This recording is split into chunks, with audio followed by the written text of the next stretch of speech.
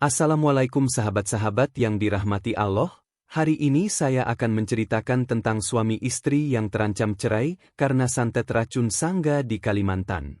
Namun sebelumnya bagi yang beragama Islam saya sarankan untuk menuliskan sholawat Nabi Muhammad agar kelak sholawat ini menjadi saksi untuk mendapat syafaat di akhirat.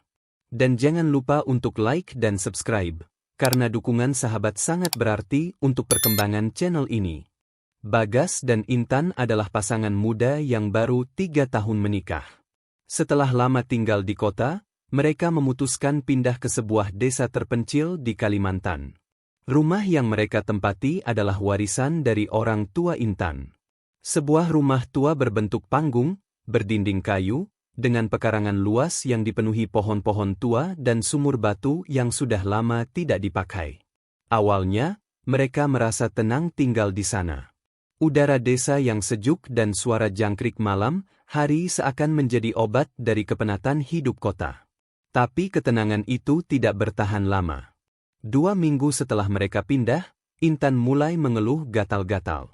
Bagas mengira itu cuma alergi biasa. Tapi lama-lama, kulit di leher dan punggung Intan mengelupas. Warnanya kehitaman, kasar seperti sisik ikan. Setiap malam, ia menggaruk tubuhnya hingga berdarah. Dokter puskesmas hanya memberikan salep, tapi tak ada perubahan. Pada saat yang sama, Bagas mulai mimpi buruk.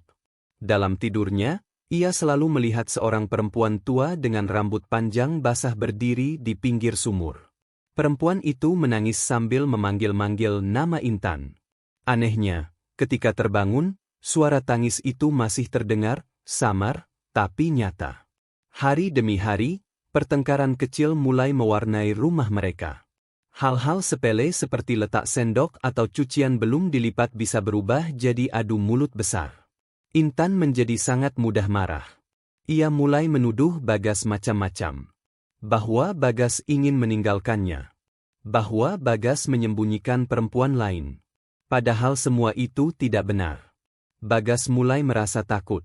Bukan takut pada Intan, tapi pada perubahan sikap dan suasana rumah yang makin hari makin dingin.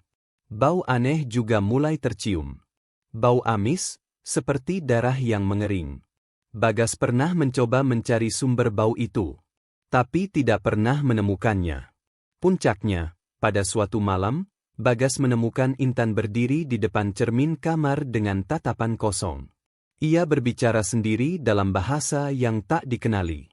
Bahasanya asing, berat, dan terdengar seperti gumaman dari dasar tanah. Ketika Bagas mendekat, Intan menoleh, dan senyumnya bukan seperti istrinya. Bagas mulai sadar. Ini bukan masalah medis. Ini bukan hanya pertengkaran biasa. Ada sesuatu yang jauh lebih dalam, sesuatu yang tidak kasat mata, tapi nyata. Dan semua itu, entah kenapa, terasa berpusat pada rumah tua dan sumur di belakangnya. Sejak malam Intan berbicara dengan bahasa aneh di depan cermin, suasana rumah semakin menegang. Bagas tidak bisa tidur dengan tenang. Setiap malam, suara tangisan perempuan tua kembali terdengar. Kadang dari ruang tamu, kadang dari dapur, tapi paling sering dari arah sumur. Bagas berusaha tetap tenang. Ia mencoba mencari tahu asal-usul rumah itu dari tetangga sekitar. Tapi warga desa cenderung tertutup. Mereka hanya mengatakan bahwa rumah itu sudah lama kosong sebelum Intan dan Bagas menempatinya. Tidak ada yang mau bicara lebih jauh. Sampai suatu pagi, Bagas nekat menghampiri sumur tua di belakang rumah. Sumur itu ditutupi kayu lapuk yang sudah separuh ambruk. Dengan hati-hati, ia menyingkirkan penutupnya. Udara dingin langsung menyergap wajahnya. Saat ia menyorotkan senter ke dalam, air di dasar sumur terlihat hitam pekat, seperti tidak memantulkan cahaya sama sekali. Tapi bukan itu yang membuat Bagas merinding. Dari dasar sumur, muncul suara lirih. Suara seorang perempuan memanggil. Bagas. Suaranya pelan, seperti diucapkan dari balik lumpur. Bagas langsung menutup kembali sumur itu. Tangannya gemetar, napasnya sesak. Hari itu juga, Intan jatuh pingsan di dapur. Tubuhnya panas seperti terbakar, tapi kulitnya tetap dingin. Bagas membawa Intan ke bidan desa. Tapi hasil pemeriksaan membuatnya makin bingung. Tidak ada gejala medis. Bidan hanya berkata, "Maaf, Mas, ini bukan sakit biasa. Saya sarankan bawa ke orang pintar." Namun Bagas menolak. Ia tidak percaya pada dukun atau hal-hal mistis. Tapi semakin ia menolak, semakin buruk keadaan Intan. Kini setiap malam, Intan menjerit-jerit dalam tidurnya. Ia meracau tentang ular hitam, air keruh, dan perempuan tua yang ingin mengambilnya. Bagas mulai rapuh. Tapi di tengah keputusasaan itu, ia teringat pada pesan mendiang ibunya yang dulu selalu bilang, "Kalau kamu nggak kuat, minta perlindungan sama Allah. Jangan minta ke yang lain." Malam itu, untuk pertama kalinya setelah sekian lama, Bagas mengambil air wudhu. Ia sholat dan menangis dalam doa. Ia meminta petunjuk. Ia minta agar istrinya diselamatkan, dan agar rumah tangganya tidak dihancurkan oleh sesuatu yang bahkan tak bisa ia lihat. Dan entah itu kebetulan atau tidak, saat Bagas selesai berdoa, Intan terbangun. Ia menangis, memeluk Bagas, dan berkata pelan, "Aku capek, aku nggak kuat, ada yang mau ambil aku, Mas." Keesokan harinya, setelah malam yang panjang, Bagas membawa Intan ke masjid kecil di ujung desa. Di sana tinggal seorang lelaki tua bernama Pak Hashim, yang dikenal sebagai guru ngaji sekaligus orang yang dihormati karena ilmu agamanya. Meski sederhana, wajah Pak Hashim memancarkan ketenangan yang berbeda. Begitu melihat kondisi Intan, Pak Hashim langsung menggeleng pelan. Ada yang mengikatnya. Bukan ikatan biasa. Ini racun sangga, santet pemisah. Biasa dipakai orang jahat untuk menghancurkan rumah tangga.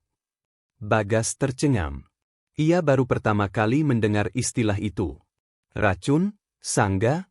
tanyanya lirih. Pak Hashim menjelaskan dengan suara pelan namun tegas. Racun sangga adalah jenis santet kuno dari daerah Kalimantan. Tidak mematikan secara langsung, tapi menggerogoti cinta, kepercayaan, dan jiwa pelan-pelan.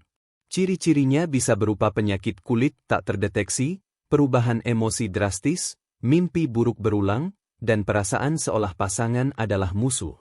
Yang paling mengerikan, kata Pak Hashim sambil menatap mata Bagas, racun ini tidak bisa dibatalkan, kecuali oleh orang yang mengirimkannya sendiri.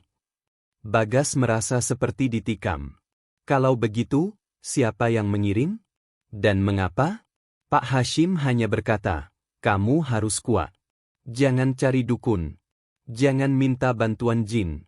Hanya dengan iman yang lurus, usaha, dan keikhlasan, kamu bisa menemukan jalan keluar." Hari-hari berikutnya diisi dengan ruqyah dan doa-doa malam. Intan kadang sadar, kadang tidak. Tubuhnya melemah, dan luka-luka di kulitnya menyebar, seperti pola yang membentuk huruf-huruf tak dikenal. Hingga suatu malam, saat sedang membersihkan kamar belakang, Bagas menemukan sesuatu di bawah lantai papan yang longgar. Sebuah gulungan kertas. Sudah sobek, berlumur tanah, dan terikat benang merah. Di dalamnya terdapat tulisan tangan yang menyebut nama Intan, lengkap dengan tanggal lahir dan simbol aneh yang membuat dada Bagas terasa sesak saat membacanya. Entah kenapa, tangannya bergetar. Ia tahu, ini bukan kertas biasa. Bagas langsung membawa kertas itu ke Pak Hashim. Sang guru hanya menatap kertas itu dalam-dalam, lalu berkata, "Ini media pengikatnya. Tapi ini bukan buatan sembarang orang. Ada dendam besar di balik ini." Bagas kini mulai mencium aroma kenyataan yang lebih kelam. Bahwa racun sangga yang menghancurkan rumah tangganya, mungkin dikirim oleh orang yang sangat dekat. Sejak menemukan gulungan kertas itu, tidur Bagas tak lagi sama. Hampir tiap malam ia bermimpi aneh. Tapi malam ini berbeda. Ia berada di sebuah rumah tua dengan dinding penuh coretan merah. Intan duduk di sudut ruangan, memeluk lutut, menangis tanpa suara. Di sekelilingnya, darah mengalir dari langit-langit dan berubah menjadi ular kecil yang menjalar ke arahnya. Lalu tiba-tiba, muncul sosok perempuan. Wajahnya kabur, tapi matanya penuh benci. Ia menunjuk ke arah Bagas dan berbisik, harusnya bukan dia yang bersamamu. Bagas terbangun dengan napas memburu. Keringat membasahi bajunya. Entah kenapa, kata-kata itu terasa begitu nyata. Esok harinya, Bagas diam-diam membuka kembali album foto lamanya. Ia mencari satu sosok, Wulan, mantan tunangannya yang dulu sempat akan dinikahinya sebelum hubungan mereka hancur karena satu hal. Restu orang tua. Wulan adalah gadis baik, tapi keluarganya sangat keras menentang hubungan mereka. Dan saat itu, Bagas memilih menuruti ibunya. Ia meninggalkan Wulan demi kebaikan, katanya. Tapi tak lama setelah ia menikah dengan Intan, ia mendapat kabar bahwa Wulan menghilang entah kemana. Ada yang bilang ia pindah ke Kalimantan. Ada pula yang bilang ia ikut orang pintar. Dan sekarang, semuanya terasa saling terhubung. Santet dari Kalimantan. Kata-kata penuh benci dalam mimpi. Simbol pada kulit Intan. Apakah Wulan yang mengirim semua ini? Bagas mulai gelisah. Tapi Pak Hashim mengingatkan. Jangan berburuk sangka. Tapi kalau benar ini datang dari dia, kamu harus berani mendatangi dan memintanya menghentikan. Bagas merasa bimbang. Ia tak tahu di mana Wulan berada. Tapi malam berikutnya, mimpi itu datang lagi. Kini lebih jelas. Rumah itu, ada petunjuk. Sebuah papan nama kayu tertulis samar, Dusun Rimba Larung. Pak Hashim mengangguk pelan setelah mendengar nama itu. Itu dusun terpencil di hulu sungai. Hanya bisa dijangkau lewat perahu kecil. Dan itu bukan tempat yang biasa orang datangi. Perjalanan Bagas pun dimulai. Bukan hanya untuk menyelamatkan Intan, tapi juga untuk menghadapi masa lalu yang selama ini ia kira sudah terkubur. Pagi itu, Bagas berpamitan pada Pak Hashim dan Intan. Ia membawa bekal secukupnya dan satu mushaf kecil di saku bajunya. Hatinya digelayuti keraguan, namun matanya penuh tekad. Ia akan mencari dusun Rimba Larung. Perjalanan dimulai dari dermaga kecil di ujung desa. Hanya satu orang yang bersedia mengantarnya, Pak Sarwan, seorang nelayan tua yang sudah jarang ke hulu karena katanya, tempat itu lebih banyak gaibnya daripada manusianya. Selama menyusuri sungai yang sunyi, kabut terus menggantung di atas air. Pepohonan raksasa menutup langit. Dan Bagas merasa, setiap kali dayung menyentuh air, seperti ada sesuatu yang bergerak di bawah perahu. Pak Sarwan hanya diam, matanya waspada ke kanan dan kiri. Hingga akhirnya, mereka tiba di sebuah tepian gelap yang tak memiliki dermaga. Hanya akar-akar pohon menggantung seperti tali. Dari sini kamu jalan sendiri, kata Pak Sarwan. Aku tak berani tunggu lama-lama. Bagas mengangguk dan turun perlahan. Tanah basah menyambutnya dengan aroma lumpur dan kemenyan. Langkah demi langkah membawanya ke jalan setapak sempit di antara semak berduri dan pohon besar yang seolah mengawasinya. Di tengah perjalanan, Bagas dihentikan oleh suara perempuan yang lirih memanggil. Mas, mau kemana? Ia menoleh. Seorang perempuan tua berdiri di tepi sungai. Kulitnya keriput, matanya tajam, dan rambutnya panjang menyentuh tanah. Ini jalur ke Rimba Larung, katanya. Tapi kamu harus tahu, kalau kamu cuma datang bawa amarah, dusun itu akan menolakku. Tapi kalau kamu datang bawa doa dan penyesalan, mungkin dia mau mendengarmu. Bagas terdiam. Perempuan itu tersenyum, lalu perlahan menghilang seperti ditelan kabut. Ketika langit mulai gelap, Bagas akhirnya tiba di mulut dusun. Gerbangnya terbuat dari kayu hitam yang sudah lapuk. Tak ada lampu, tak ada suara. Tapi ia tahu, ia tak sendirian di sana. Mata-mata asing mengintainya dari balik pepohonan. Dan saat itu juga, hawa dingin menyeruak tajam, membuat bulu kuduknya berdiri. Di balik kabut, ia melihat sesosok perempuan muda berdiri membelakanginya, mengenakan gaun putih sederhana. Perempuan itu menoleh perlahan. Dan Bagas membeku. Itu Wulan. Tapi wajahnya tak sama seperti dulu. Wajah Wulan terlihat asing, seolah bukan lagi perempuan yang dulu pernah Bagas cintai. Kulitnya pucat, Matanya tampak merah seperti habis menangis berhari-hari. Tapi bukan itu yang membuat Bagas tertegun, melainkan tatapan tajamnya, tatapan yang menyimpan dendam mendalam. "Mas Bagas," suara Wulan pelan, namun dingin. "Akhirnya datang juga ke tempat ini." Bagas nyaris tak bisa berkata-kata. Lidahnya keluh.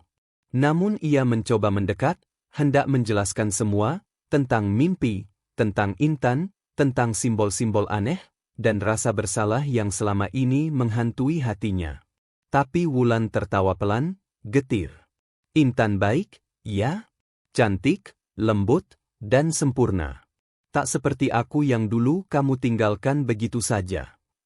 Bagas mencoba menahan emosi. "Aku tak pernah ingin menyakitimu, Wulan. Aku hanya menuruti orang tua. Tapi aku menyesal. Semua ini bukan cara yang benar." Mata Wulan berkaca. Tapi senyum sinis tetap mengembang. "Dan kamu pikir penyesalan bisa memulihkan luka? Bisa membatalkan apa yang sudah dikirim?" Bagas mengangguk mantap. "Kalau memang kamu yang mengirim racun sangga itu, aku mohon, hentikan. Intan tak salah apa-apa. Aku siap menanggung semuanya sendiri." Wulan berjalan mendekat. Racun sangga itu bukan seperti santet biasa. Ia hidup, dan hanya bisa mati jika aku yang membatalkannya. Tapi, kenapa aku harus melakukannya? Bagas berlutut, mengeluarkan mushaf kecil dari sakunya. Ia membacakan ayat-ayat perlahan, meski suaranya bergetar. Kabut di sekitar mereka mulai beriak, dan tanah di bawah kaki bergetar pelan. Namun Wulan malah berbalik dan berjalan masuk ke dalam dusun.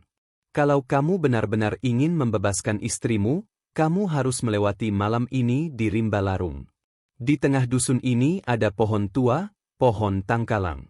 Di bawahnya tertanam janji yang tak pernah kamu tepati. Kalau kamu bisa bertahan di sana sampai fajar, mungkin aku akan mempertimbangkan." Tanpa menunggu jawaban, Wulan menghilang di balik kabut. Bagas berdiri perlahan. Ia tahu, malam ini akan menjadi malam terpanjang dalam hidupnya. Ia berjalan menuju pusat dusun yang sunyi dan kosong. Pohon tangkalang itu menjulang di tengah tanah lapang, dengan akar melingkar seperti ular tidur. Udara semakin dingin. Dan kabut semakin tebal. Lalu suara-suara mulai muncul. Tangisan. Rintihan. Dan langkah kaki yang tak terlihat siapa pemiliknya. Bagas berdiri mematung di hadapan pohon tangkalang. Batangnya tebal berwarna kehitaman, dan cabang-cabangnya melingkar ke atas seperti tangan yang ingin mencengkeram langit. Angin yang bertiup tak kencang, tapi dinginnya seperti masuk sampai ke tulang. Ia duduk bersila di bawah pohon itu. Tangannya gemetar, tapi ia membuka mushaf kecilnya dan mulai membaca ayat demi ayat dengan suara lirih. Di antara lantunan ayat itu, ia sempat menengok ke arah sekeliling. Tak ada siapa-siapa. Tapi suara itu makin jelas. Tangisan, jeritan, lalu tawa. Suara perempuan, anak kecil, bahkan suara Bagas sendiri memanggil namanya. "Bagas? Bagas, kamu pengecut." Bayangan hitam mulai muncul satu persatu dari balik pepohonan. Mereka berjalan pelan, mengelilingi pohon. Sosok-sosok itu kabur, seperti kabut yang memadat. Ada yang tanpa kepala, ada yang tertutup kain putih, dan ada pula yang wajahnya menyerupai Intan, dengan mata kosong dan senyum mengerikan. Bagas menunduk, fokus pada bacaannya. Tapi sesekali tubuhnya berguncang saat bisikan-bisikan itu makin mendekat ke telinganya. "Dia takkan sembuh, kamu telat datang, ini hukuman." Tiba-tiba, dari belakangnya, seseorang mencengkeram bahunya keras. Refleks, Bagas berbalik sambil membaca ayat kursi dengan suara nyaring.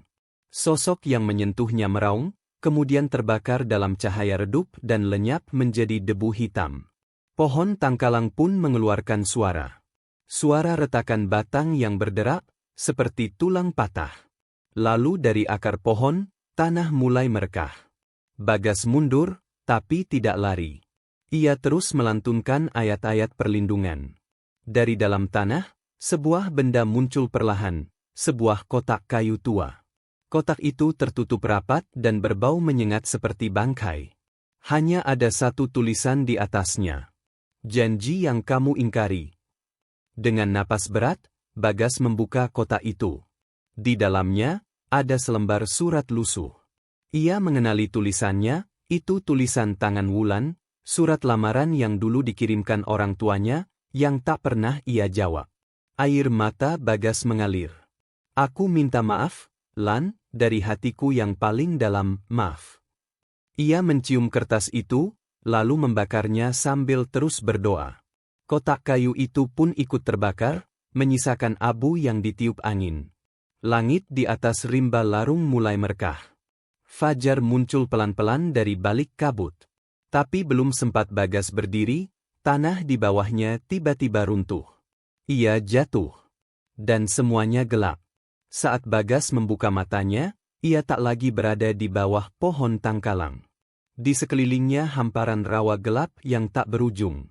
Udara di sana lembab dan bau anyir menusuk hidung.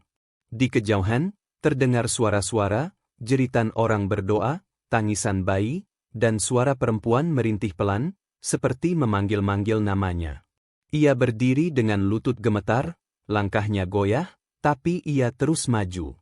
Setiap langkah seperti menyeret dirinya ke masa lalu. Dan benar saja, di rawa itu, muncul potongan-potongan kejadian yang dulu pernah ia lupakan. Bagas melihat dirinya muda, bersama Wulan yang masih ceria, berjalan di pinggir pasar desa sambil tertawa. Lalu adegan itu berganti. Wulan duduk di beranda rumahnya, memegang surat yang tak pernah dibalas. Air mata di pipinya tak henti mengalir. Bagas berusaha menunduk, tapi rawa itu memaksa matanya terbuka. Semua luka yang ia timbulkan, semua janji yang tak ia tepati, kembali diputar berulang-ulang. Tiba-tiba, dari kegelapan, muncul sesosok perempuan mengenakan kebaya putih penuh lumpur. Wajahnya rusak sebagian, namun Bagas tahu, itu Wulan. Aku hanya ingin tahu, rasanya dipilih, ucap Wulan pelan. Tapi kamu tak pernah memilihku. Bagas menutup wajahnya, mencoba menahan air mata. Aku memang salah. Tapi menyiksa Intan, menyantet rumah tangga kami, itu bukan jawabannya. Wulan terdiam sejenak. Tapi dari balik tubuhnya, muncul bayangan lain, bayangan laki-laki tua, bertubuh bongkok, bermata merah darah. Ia memegang tongkat yang ujungnya berbentuk kepala ular. Perempuan ini datang padaku, menyerahkan air matanya untuk balas dendam, gumam sosok itu. Dan aku memberinya racun sangga, tapi tak pernah kusangka, kamu akan mencari jalannya. Bagas merapatkan genggaman tangannya. Aku akan melawan. Dengan yang aku punya. Dengan yang diajarkan agamaku. Sosok itu tertawa lirih. Lalu mengangkat tongkatnya tinggi-tinggi. Langit rawa berubah menjadi merah pekat, dan suara-suara tangisan menjadi pekikan mengerikan. Bagas membaca doa sekuat yang ia bisa. Surah Al-Falaq, An-Naas, ayat kursi. Lidahnya bergetar, tapi tak henti. Rawa itu mulai bergetar, dan tubuh sosok tua itu memudar, seperti kabut yang tertiup badai. Wulan menatap Bagas sekali lagi. Kalau kamu bisa keluar dari sini, kamu akan mengerti apa yang sebenarnya terikat. Dan tiba-tiba, semuanya hening. Bagas terbangun. Ia sudah berada di pinggir hutan rimba larung, tubuhnya penuh lumpur, tapi langit sudah terang. Namun saat ia berdiri, matanya menangkap sosok lain berdiri tak jauh dari sana. Seseorang yang tak asing. Seseorang yang mestinya berada jauh dari tempat ini. Intan. Bagas terdiam sejenak. Pandangannya terfokus pada sosok yang baru saja muncul dari balik pepohonan, Intan. Wanita yang selama ini ia cintai, yang sudah ia anggap sebagai bagian dari masa depannya. Namun ada sesuatu yang berbeda kali ini. Intan tampak tidak seperti yang ia kenal. Matanya kosong, wajahnya pucat, dan langkahnya terhuyung-huyung, seolah sedang berada di bawah pengaruh sesuatu yang tak terlihat. Intan, suara Bagas bergetar, namun ia memaksakan diri untuk menyebut namanya. Intan berhenti beberapa langkah di depannya, menatap Bagas dengan mata kosong. Perlahan, senyumnya tersungging, tapi senyum itu terasa lebih menyeramkan dari yang pernah ia lihat. Seperti senyum seseorang yang tahu lebih banyak daripada yang seharusnya. "Kamu sudah datang jauh-jauh, Mas Bagas," kata Intan pelan, suaranya seakan datang dari tempat yang jauh. "Tapi apakah kamu tahu apa yang sedang terjadi? Apa yang sebenarnya telah kuperjuangkan?" Bagas mendekat, berusaha untuk tetap tenang meskipun hati dan pikirannya bergejolak. "Ada apa denganmu, Intan? Kenapa kamu di sini? Apa yang terjadi denganmu?" Intan menggeleng pelan. "Kau tak mengerti. Semua ini ada kaitannya denganmu, Mas. Dengan pilihan-pilihanmu yang telah kau buat." Bagas terdiam, mencoba mencerna kata-kata Intan. Hatinya berat, karena apa yang dikatakan Intan terasa seperti sebuah petunjuk. Apakah semua ini, semua yang terjadi, berawal dari keputusan-keputusan yang ia buat selama ini? "Aku tak tahu harus apa lagi, Intan. Aku hanya ingin kembali ke hidup yang dulu, yang tenang, sebelum semua ini terjadi." Intan berjalan mendekat, dan kini suara langkahnya terdengar jelas, seperti bisikan angin yang lembut, namun membawa beban yang berat. "Mas, sudah terlambat untuk kembali. Kamu sudah terjebak. Kita semua sudah terjebak. Tapi ada satu jalan keluar, satu-satunya cara untuk mengakhiri semuanya." Bagas menggenggam tangan Intan, berharap bisa menemukan secercah harapan. Namun, saat ia memandang ke matanya, ia melihat sesuatu yang tak ia inginkan. Sesuatu yang lebih gelap dari apapun yang ia bayangkan. "Ada satu hal yang harus kau lakukan, Mas. Satu hal yang bisa membebaskan kita semua." Intan menatapnya dengan tajam, namun air mata mulai mengalir di pipinya. "Apa itu?" tanya Bagas, berharap. "Kamu harus menghentikan Wulan. Hentikan pengirim racun sangga itu. Hanya dengan membatalkan sumpahnya, kita bisa bebas. Tapi aku tak bisa menolongmu lagi, Mas. Aku sudah terlalu jauh terjerumus." Tanpa peringatan, tubuh Intan terjatuh ke tanah, lalu hancur menjadi debu. Bagas terkejut, dan dalam hitungan detik, semuanya berubah gelap. Dia terjatuh lagi ke dalam dunia yang penuh kabut dan bayangan kelam. Tiba-tiba, di depan Bagas muncul sosok tinggi besar, mengenakan pakaian hitam yang terbakar. Bagas mengenali wajah itu. Wulan. Namun, kali ini Wulan tidak tersenyum. Tidak ada senyum getir atau kesedihan, hanya kebekuan yang terpatri di wajahnya. "Mas," suara Wulan terdengar dingin dan keras. "Kalau kamu ingin menyelamatkan dirimu dan orang yang kamu cintai, datanglah padaku. Hanya aku yang bisa membebaskanmu dari semua ini. Tapi, seperti yang kamu tahu, harganya sangat mahal." Bagas merasa tubuhnya terhuyung. Sosok Wulan berdiri tegak di depannya, tubuhnya gelap seperti bayangan yang tak bisa disentuh cahaya. Wajah Wulan tampak seperti sosok yang pernah ia kenal, namun ada sesuatu yang begitu jauh berubah, sesuatu yang menyiratkan kekuatan gelap yang telah merasuki dirinya. Suaranya bergema, penuh dengan kekuatan yang membuat suasana semakin mencekam. "Jika kau ingin keluar dari mimpi buruk ini, jika kau ingin menyelamatkan Intan dan dirimu, datanglah padaku," kata Wulan dengan suara yang tak bisa ditolak. "Aku punya cara untuk mengakhiri semuanya, tapi seperti yang kau tahu, itu tak akan mudah." Bagas mundur selangkah. Hatinya berdebar kencang. Ia tahu, di balik kata-kata Wulan, ada sebuah tawaran yang penuh dengan jebakan. Wulan bukan lagi wanita yang ia kenal. Sesuatu yang gelap telah mengubahnya. Dan meskipun hatinya ingin percaya, akal sehatnya tak membiarkan ia jatuh ke dalam perangkap yang jelas-jelas berbahaya. "Apa yang harus kulakukan?" tanya Bagas, meski suaranya penuh dengan keraguan. Wulan tersenyum tipis. Senyum yang bukan lagi senyum kebahagiaan, tapi senyum seorang penguasa yang tahu persis apa yang diinginkan. "Kau harus memilih, Bagas. Pilih untuk mengakhiri semuanya, atau kau akan terjebak selamanya dalam takdir yang tidak bisa kau ubah. Tiba-tiba, bayang-bayang Wulan menghilang, meninggalkan kabut yang semakin tebal di sekitarnya. Bagas berdiri kaku, seakan beban di pundaknya semakin berat. Ia tahu, satu-satunya cara untuk menghentikan kutukan ini adalah dengan menghadapinya. Tapi jika itu berarti harus menghadapi Wulan, apakah ia sanggup? Tanpa ia sadari, bayangan Wulan kembali muncul di belakangnya, tapi kali ini tak sendirian. Di sampingnya ada sosok lain, sesosok pria tua yang mengenakan pakaian adat Kalimantan. Wajahnya tertutup oleh kain, dan matanya hanya tampak memancarkan api merah yang tajam. Ini adalah pilihanmu, Bagas, kata pria tua itu. Berikan saja tubuhmu untuk selamatkan dia. Sebuah pengorbanan yang sebanding. Tak ada yang gratis di dunia ini. Bagas terhuyung, keringat dingin mulai mengalir. Ia terjebak antara dua pilihan yang sama-sama menakutkan.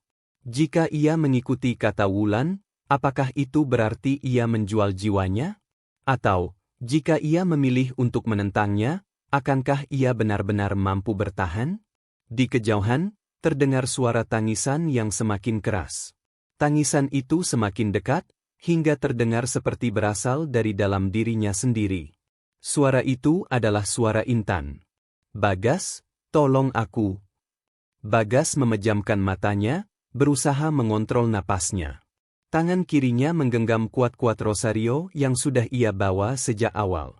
Perasaan bingung dan takut menghimpitnya, namun di dalam hatinya ada satu hal yang ia tahu pasti, iman yang diajarkan oleh keluarganya dan ajaran agamanya. Itu adalah satu-satunya jalan keluar dari labirin ini. Dengan tekad yang kuat, Bagas membuka matanya dan melihat sekeliling. Wulan dan pria tua itu tidak lagi ada. Semua bayangan dan suara itu hilang. Yang tersisa hanya kabut tebal yang perlahan menghilang. Tanpa berpikir panjang, Bagas berlari menuju hutan rimba larung, kembali ke tempat pertama kali ia menemukan pohon tangkalang. Ia harus menemukan cara untuk menghentikan kutukan ini, dengan cara yang benar. Namun, di sepanjang perjalanan, tubuhnya terasa semakin lelah. Ia tahu, apa yang ia hadapi lebih dari sekadar fisik. Ini adalah pertarungan antara kebaikan dan kejahatan, antara kekuatan iman dan godaan yang luar biasa. Dan di depan sana, di tengah kabut yang mulai menipis, ia tahu bahwa pertempuran yang sesungguhnya baru saja dimulai. Bagas melangkah dengan tekad yang semakin bulat. Hatinya penuh dengan keraguan, namun ia tahu tidak ada pilihan lain. Semua yang ia cintai, semuanya yang ia harapkan, tergantung pada keberhasilannya kali ini. Semakin dalam ia berjalan ke dalam hutan rimba larung, semakin tebal kabut yang menyelimuti sekitarnya. Suara langkah kakinya teredam, hanya desiran angin yang terdengar. Hutan ini terasa hidup, seakan mengikuti gerakan langkahnya dengan penuh kehati-hatian. Di kejauhan, samar-samar ia melihat sebuah cahaya kecil. Itu adalah tempat yang ia cari. Pohon tangkalang yang dulu ia temui. Namun kali ini, pohon itu tampak lebih besar, lebih menjulang tinggi ke langit yang gelap. Seperti ada sesuatu yang tak biasa di sekitarnya, suasana terasa lebih mencekam. Bagas merasakan getaran yang kuat dari dalam hatinya. Ia tahu, saatnya sudah tiba untuk menghadapi kebenaran. Ia harus menemukan cara untuk menghentikan kutukan yang selama ini menghantui hidupnya dan Intan. Saat ia mendekati pohon, sebuah suara bergema di sekelilingnya. Suara yang lembut namun penuh dengan kekuatan. Suara itu datang dari dalam dirinya, seperti bisikan dari sesuatu yang lebih besar. Bagas, kamu harus memilih. Kamu harus mengorbankan sesuatu yang berharga untuk mengakhiri kutukan ini. Kamu tahu apa yang harus dilakukan. Bagas merasakan ada sesuatu yang aneh. Ia tidak tahu dari mana suara itu berasal, namun ia bisa merasakannya dalam hati. Bisikan itu seakan mengetahui semua ketakutannya, semua keraguannya. Namun, suara itu juga memberikan sebuah petunjuk yang jelas. Hanya dengan iman, hanya dengan kekuatan yang berasal dari dalam dirimu, kamu bisa mengalahkan kutukan ini. Bagas menundukkan kepalanya, menahan perasaan yang semakin kacau. Ia tahu, ini bukan hanya tentang menghentikan Wulan atau siapapun yang mengirimkan racun sangga itu. Ini tentang dirinya sendiri, tentang keteguhan iman dan kepercayaannya. Dengan tangan yang gemetar, Bagas meraih rosario yang ada di lehernya.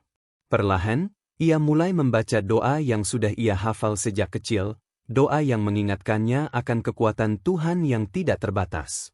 Setiap kata yang ia ucapkan terasa mengalir melalui tubuhnya, memberi kekuatan yang tak terbayangkan. Namun, tiba-tiba, sebuah suara keras terdengar. Suara yang menggelegar di udara, menggetarkan tanah tempat ia berdiri. "Cukup, Bagas," suara itu datang dari arah belakang, keras dan menakutkan.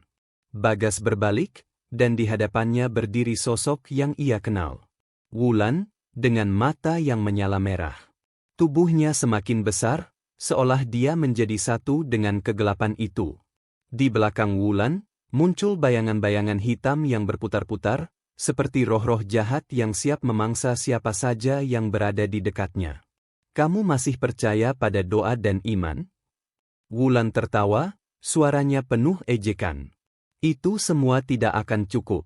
Apa yang kau hadapi adalah sesuatu yang jauh lebih besar daripada sekadar doa."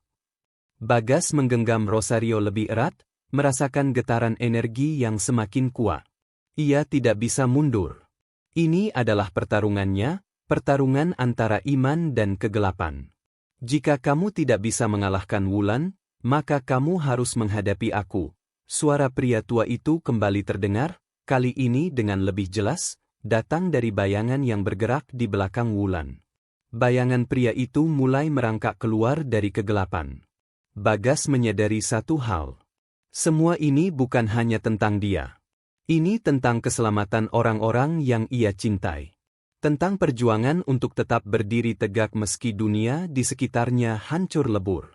Dengan tekad yang semakin kuat, ia mulai mengucapkan doa lagi, lebih keras kali ini.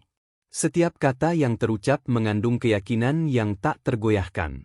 Tanpa ia sadari, cahaya dari rosario itu mulai memancar, berkilau seperti api yang menyala terang di tengah kegelapan. Wulan mundur selangkah, terkejut. Namun pria tua itu hanya tertawa lebih keras, suara tawa yang mengerikan dan menakutkan. "Kamu bisa berdoa sekeras apapun, Bagas. Tapi aku tidak akan membiarkanmu menang begitu saja," kata pria tua itu dengan penuh ancaman. Bagas memejamkan matanya sejenak, kemudian membuka matanya dengan penuh tekad. Ia tahu, ini adalah ujian yang sesungguhnya. Ia harus mengalahkan kegelapan dengan cahaya yang ada dalam hatinya. Dan cahaya itu adalah iman. Ketika Bagas membuka matanya, cahaya dari rosario di lehernya semakin terang. Cahaya itu menyebar, merobek kegelapan yang mengelilinginya, menerangi seluruh hutan rimba larung. Bagas merasakan kehangatan yang memancar dari dalam dirinya, sebuah kekuatan yang luar biasa. Doa yang ia ucapkan seakan menggema, menggetarkan udara di sekitarnya. Namun, di hadapannya, Wulan dan pria tua itu tampak semakin marah. Wulan merintih kesakitan, tubuhnya bergetar seperti dihantam gelombang energi. Bayangan hitam yang menyelimutinya mulai berantakan, sedikit demi sedikit, seiring cahaya yang semakin membesar. "Kau tidak tahu siapa yang sedang kau hadapi, Bagas." Wulan berteriak, suaranya penuh kebencian. "Aku adalah bagian dari kekuatan yang lebih besar dari apapun yang bisa kau bayangkan." Pria tua itu mengangkat tangannya, menciptakan sebuah gelombang kegelapan yang berputar dengan cepat. Gelombang itu bergerak menuju Bagas dengan kecepatan yang luar biasa. Namun dengan satu gerakan cepat, Bagas menahan gelombang itu dengan rosario yang ia pegang. "Dengan iman, aku bisa mengalahkanmu," teriak Bagas, suaranya penuh keyakinan. Seketika, cahaya dari rosario itu semakin membesar, dan gelombang kegelapan yang datang dari pria tua itu terhenti di tengah udara. Cahaya itu semakin terang, mengarah ke Wulan yang kini terlihat sangat menderita. Tubuhnya mulai terpecah, seperti potongan-potongan bayangan yang hancur satu persatu. Namun, pria tua itu tidak tinggal diam. Dengan satu tangan, ia melemparkan bayangannya yang berbentuk seperti tentakel gelap ke arah Bagas. Tentakel itu bergerak cepat, seperti ular yang siap menyambar. Bagas tak bisa menghindar. Dalam detik yang sangat singkat, ia merasakan sentuhan dingin yang menyelimuti tubuhnya, namun ia tidak takut. Hatinya semakin mantap, doanya semakin kuat. Ketika tentakel itu hampir menyentuh tubuhnya, ia berteriak sekali lagi, lebih keras dari sebelumnya. Ya Allah, aku memohon pertolongan MU. Berikan aku kekuatan untuk menghadapi kejahatan ini. Tiba-tiba, cahaya dari Rosario itu meledak begitu besar, membentuk sebuah bola api yang menyala-nyala. Bola api itu meledak, menghancurkan tentakel-tentakel bayangan yang mendekat. Gelombang cahaya itu meluncur deras menuju pria tua tersebut. Pria tua itu berteriak kesakitan, tubuhnya terhantam oleh cahaya yang semakin memancar kuat. Ia terguncang, mundur beberapa langkah. Wulan yang berada di dekatnya juga terhuyung, tubuhnya yang semula kokoh kini terlihat semakin rapuh, terpecah oleh kekuatan cahaya yang terus menyinarinya.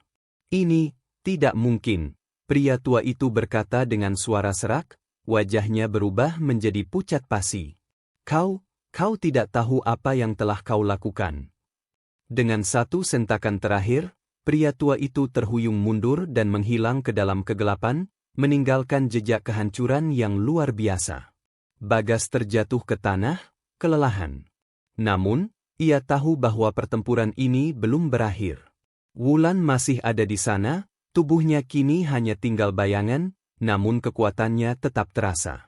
Bagas merasakan bahwa, meskipun ia sudah mengalahkan pria tua itu, Wulan masih mengikatnya dengan kekuatan yang jauh lebih besar. Wulan berdiri tegak di hadapannya, tubuhnya mulai menghilang menjadi kabut. Namun, sebelum sepenuhnya menghilang, Wulan mengucapkan kata-kata yang membuat hati Bagas berdebar. Kau belum selesai, Bagas. Aku akan kembali.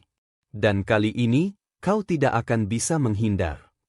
Bagas menggenggam Rosario di tangannya, matanya penuh dengan tekad. Ia tahu, meski Wulan pergi, kutukan ini masih ada. Namun, sekarang ia memiliki satu senjata yang lebih kuat dari apapun, keimanannya. Dengan tubuh yang lemah namun semangat yang tak tergoyahkan, Bagas bangkit. Ia harus melanjutkan perjuangannya. Wulan tidak akan menang. Ia percaya, hanya dengan iman yang kuat, ia bisa menghancurkan kutukan ini selamanya. Keesokan harinya, Bagas kembali ke desa, namun hati dan pikirannya masih terbelenggu oleh apa yang terjadi di hutan Rimba Larung. Ketegangan yang ia alami semalam membekas kuat dalam dirinya. Ia tahu, meskipun pria tua itu telah menghilang, kutukan yang disebabkan oleh racun sangga masih belum sepenuhnya hilang. Wulan masih ada, dan ia tahu, Wulan akan kembali. Malam itu, ketika bulan purnama mulai terbit dengan sinarnya yang redup, Bagas merasakan ada sesuatu yang berbeda di desanya. Semua tampak tenang, tetapi ketenangan itu terasa seperti ketegangan yang tersembunyi. Di dalam hati, Bagas tahu, sesuatu yang besar akan terjadi. Ketika ia sedang duduk di depan rumahnya, memandang langit yang mulai gelap, ia mendengar suara langkah kaki yang semakin mendekat. Bagas menoleh, dan di ujung jalan, terlihat seorang wanita tua berjalan perlahan menuju rumahnya. Wanita itu mengenakan kain hitam panjang, wajahnya tertutup bayangan, hanya mata tuanya yang tampak penuh kebijaksanaan dan misteri. Bagas merasa ada sesuatu yang aneh dengan wanita itu, sesuatu yang menarik perhatian sekaligus menakutkan. Wanita itu berhenti tepat di depan rumahnya, menatap Bagas dengan mata yang tajam. Aku tahu siapa kamu, suara wanita itu terdengar lembut, namun penuh kekuatan. Kamu adalah orang yang akan menghentikan kutukan ini, tapi kamu tidak bisa melakukannya sendirian. Bagas merasa tubuhnya kaku, perasaan cemas kembali datang. Ia merasa, wanita ini mengetahui lebih banyak tentang dirinya daripada yang seharusnya. Apa maksudmu? Tanya Bagas dengan hati-hati. Wanita itu melangkah lebih dekat, wajahnya kini terlihat jelas. Wajah itu bukanlah wajah yang asing. Bagas terkejut, Wanita itu adalah seorang yang ia kenal, seorang nenek yang dulu ia temui ketika ia masih kecil, seorang yang dikenal sebagai penjaga desa, dan yang telah lama hilang tanpa kabar. Tidak semua hal bisa diselesaikan dengan doa, Bagas, lanjut wanita itu dengan suara serak. Terkadang, pengorbanan harus dilakukan. Bukan hanya pengorbanan yang mudah, tetapi pengorbanan yang benar-benar dari hati. Kamu harus memberi sesuatu yang sangat berharga bagi dirimu. Bagas menatap wanita itu dengan cemas. Ia tahu, ini bukanlah hal yang sederhana. Pengorbanan? Apa yang bisa ia berikan? Apa yang lebih berharga dari segalanya? Wanita itu melihat kebingungannya dan tersenyum tipis. Jika kamu ingin mengakhiri kutukan ini, kamu harus siap untuk melepaskan sesuatu yang sangat kamu cintai. Bagas merasa dunia seperti berputar di sekelilingnya. Apa yang dimaksud wanita itu? Apa yang harus ia lepaskan untuk menyelamatkan hidupnya, hidup Intan, dan seluruh desanya? Dengan perlahan, wanita itu mengangkat tangan dan memberikan Bagas sebuah benda kecil yang terbungkus kain hitam. Ambil ini, dan gunakan dengan bijak. Ini adalah kekuatan yang bisa menghancurkan kutukan, tapi ingat, setiap tindakan ada konsekuensinya. Bagas membuka kain itu, dan di dalamnya terdapat sebuah batu kecil yang berkilau. Batu itu tampak biasa, namun ada sesuatu yang membuatnya merasa berat hanya dengan melihatnya. Batu itu menyimbolkan pengorbanan yang harus ia lakukan. Namun, apakah itu pengorbanan yang siap ia hadapi? Ketika ia mengangkat batu itu, suara keras kembali menggema di sekelilingnya. Bagas menoleh, dan di hadapannya berdiri Wulan, kini lebih kuat dari sebelumnya, mata merahnya bersinar terang. Tubuhnya membesar, seolah menghisap semua energi di sekitar mereka. Bagas? Wulan berteriak dengan suara penuh amarah. Kau pikir ini akan selesai begitu saja? Tidak akan pernah. Aku akan mengakhiri semuanya. Kali ini, kau tidak akan menang. Dengan kekuatan yang lebih besar, Wulan meluncurkan energi gelap yang menghantam Bagas dengan sangat kuat. Namun, di saat-saat terakhir, Bagas merasa sesuatu yang lebih kuat dalam dirinya. Ia menggenggam batu itu erat-erat, dan dengan satu kata, ia mengucapkan doa terakhir. Ya Allah, kuatkan aku. Berikan aku kekuatan untuk mengakhiri semua ini. Sebuah cahaya besar tiba-tiba memancar dari batu itu, menerangi seluruh desa. Bagas merasakan tubuhnya terangkat, seakan cahaya itu mengelilinginya. Wulan yang mencoba menyerang terhantam oleh cahaya tersebut, dan tubuhnya mulai hancur, terkoyak menjadi potongan-potongan yang menghilang dalam angin. Dengan sekali hembusan, Wulan dan kekuatan gelap itu menghilang, bersama dengan semua bayangan yang pernah mengikutinya. Hutan rimba larung yang tadinya gelap dan mencekam kini kembali tenang, diterangi cahaya bulan. Bagas terjatuh ke tanah, lelah namun lega. Ia tahu, perjalanan ini belum berakhir, tetapi ia berhasil mengalahkan kegelapan yang selama ini mengancam hidupnya dan orang-orang yang ia cintai. Dan dengan itu, desa kembali damai. Namun, ada satu hal yang ia tahu pasti, dengan iman yang kuat, tak ada yang tidak bisa dilawan. Pagi setelah malam penuh perjuangan, desa kembali terasa tenang. Udara segar menyambut Bagas yang duduk di depan rumahnya, memandangi desa yang kini terasa damai. Semua tampak normal, tetapi dalam hatinya, ia tahu, semuanya telah berubah. Rimba larung yang dulu penuh dengan aura kelam kini, terasa penuh dengan kedamaian. Namun, meskipun pertempuran besar telah berakhir, sebuah perasaan tidak utuh masih menghantui dirinya. Ia memandang batu kecil yang kini tergeletak di tangannya. Batu itu berkilau lemah di bawah sinar matahari pagi. Bagas tahu, batu itu adalah simbol pengorbanan yang telah ia lakukan.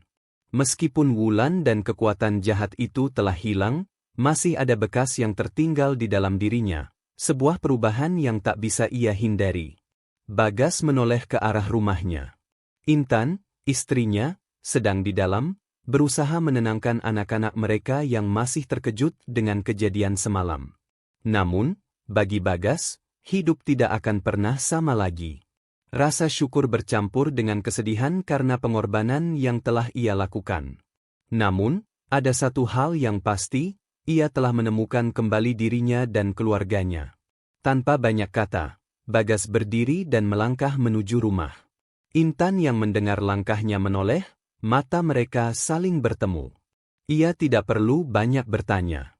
Keduanya tahu, meskipun ujian yang berat telah mereka lalui, ada perjalanan panjang yang harus ditempuh untuk membangun kembali kepercayaan dan kehidupan mereka. Bagas memeluk Intan, merasakan hangatnya cinta yang selama ini sempat hilang, tenggelam dalam bayang-bayang kutukan. "Kita akan baik-baik saja, Intan," katanya dengan suara penuh keyakinan. "Kita akan mulai dari awal, dengan hati yang bersih." Intan mengangguk, air mata mengalir di pipinya. Ia tahu, suaminya telah mengorbankan segalanya untuk mereka, untuk keluarganya, untuk desa, dan untuk dirinya. Ia merasa terharu, tetapi juga lega, karena akhirnya mereka bisa memulai hidup baru, bebas dari ancaman kegelapan. Ketika keduanya berjalan keluar rumah, matahari mulai terbit lebih tinggi, memberi kehangatan di sepanjang jalan. Warga desa mulai keluar dari rumah mereka, melihat dengan penuh rasa syukur. Desa yang pernah dilanda kegelapan kini kembali cerah, bukan hanya karena cahaya matahari, tetapi juga karena semangat baru yang menyinari hati setiap orang di sana. Bagas tahu, meskipun Wulan dan pria tua itu telah menghilang, ada pelajaran besar yang ia ambil dari perjalanan ini, keimanan yang kuat dapat mengalahkan segala jenis kejahatan, tidak peduli seberapa gelap dan besar ancamannya. Ia telah membuktikan bahwa dengan keteguhan hati, segala cobaan bisa dilewati. Namun, di balik semua itu, ada satu hal yang membuat Bagas terus berpikir, apakah kegelapan ini benar-benar sudah pergi? Ataukah ia hanya sedang bersembunyi, menunggu kesempatan untuk bangkit lagi? Dengan tekad yang baru, Bagas tahu, ia harus terus waspada. Tetapi untuk saat ini, ia memilih untuk menikmati kedamaian yang telah mereka raih. Bersama Intan dan anak-anaknya, bersama seluruh desa, ia bersyukur atas hidup yang baru, penuh harapan dan keyakinan. Dan di sana, di desa yang kini damai, Bagas mulai menulis bab baru dalam hidupnya. Bab yang bebas dari bayang-bayang kegelapan, dengan iman yang semakin kokoh sebagai pelita di jalan hidupnya.